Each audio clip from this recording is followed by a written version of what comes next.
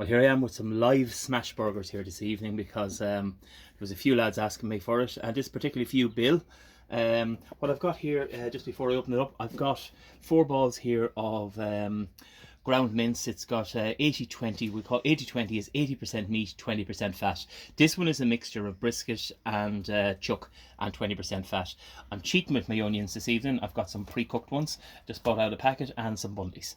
And then the cheese is the cheapest cheese that you can get your hands on. This stuff is just sliced cheese out of Tesco, cheap and really not even cheerful, just cheap and nasty really, but it works very well for the smashies.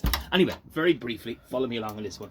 There's a bit of smoke. It's that hot at the moment. It's actually burning the seasoning off my cast iron grate there.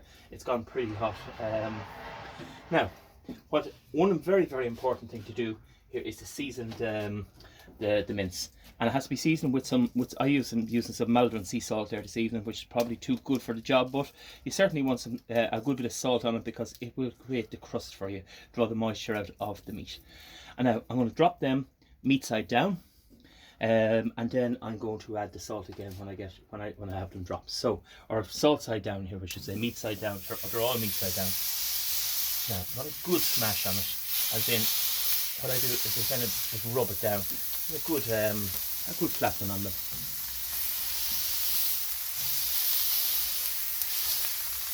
Like that.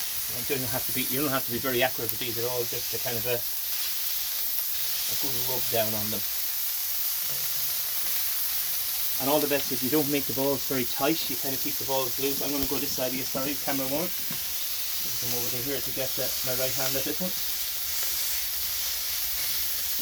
Now, there is another bit of smash on that one. I only want them really, I want them pretty thin because they cook very, very fast. Now, while they're on, I'm about to I'll throw on the bundies as soon as I flip them, because it all happens fairly quickly. Now, actually, here we go ahead and throw the bundies on just ahead of it, because I have, what I've done is I've lit half the fire. I've lit the fire only on under the cast iron. I have no charcoal on this side here, so actually they shouldn't get too hot, but I still keep an eye on them. Now, while they're flipped over, I'm going to salt this side of them here. Now, what I'm looking for there, I've actually already got it, is it's the little holes starting to appear in the burgers. Looking for those holes to appear through, and I'm looking for the side to start to curl up. But mistake a lot of people make is that the side is turning them too quickly. You really want that crust to form, and you'll see the little holes forming from the fat being rendered down, and just let that sit. Let it sit a few minutes, and you might as well stay live on it. Sometimes what I do is I just give it a close down for a few seconds, just let it a bit of heat go into the top of them, but they're not really, they're cooking from underneath, not from above. But now, you can see the crust starting to form there, and it's starting to lift slightly. So I'm going to give them another few seconds on that. The bundies starting to, not yet. Yeah, that's exactly what I'm looking for, is that kind of, but I nearly want them to cook through. So if I just flip them now, you'll get quite a softy crust on them. I don't want that. I want them to caramelise up from it.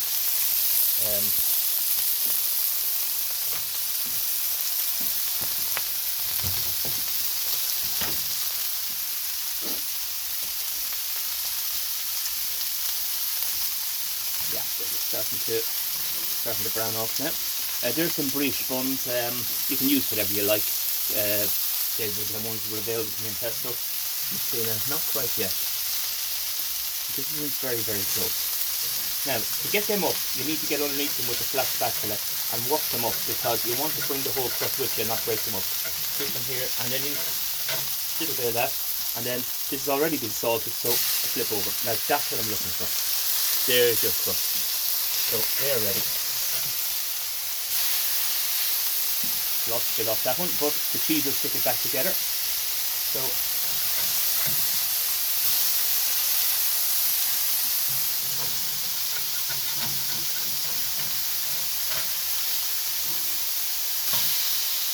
now, I keep the nasty cheese, as I said, onto the top of them.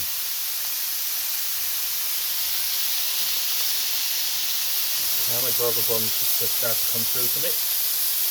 Yeah. I'm nearly done, nearly done. And I'll do a bit more on that one. Now, I don't need to smash them down the second side. They're cooking there in their own juices. And you'll see the cheese melting away there. That cheap American cheese. It's, that one there is just a Creamfields one out of Tesco. So I think it's 40 cents for a pack of 10. So, and as I said, that's the kind of crust you're looking for. And you're looking for the corners kind of turning up on it is what you're really after. Now, those burger buns are just done.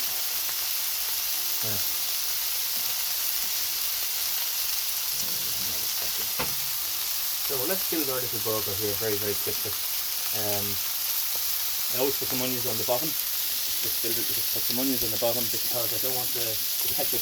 I'm just straight out tomato ketchup. Heinz is my favourite, or if I can get it, the all gold one. But I'm out of that now at the moment. So some ketchup. One burger on. Gina takes hers without cheese, so she gets no cheese.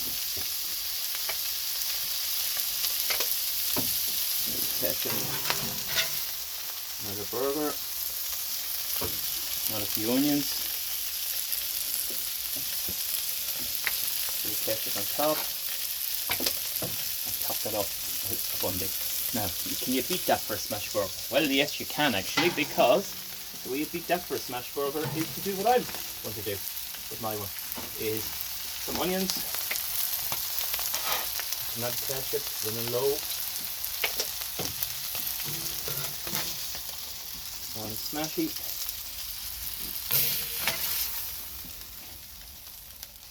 Two smashies. Onion on top.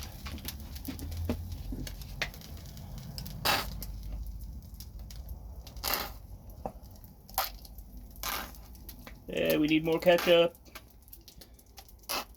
Hey, I like the ketchup on mine. And go on, we can't waste those few onions here. And there you have a smash burger live on video. So there we go, lads. Enjoy.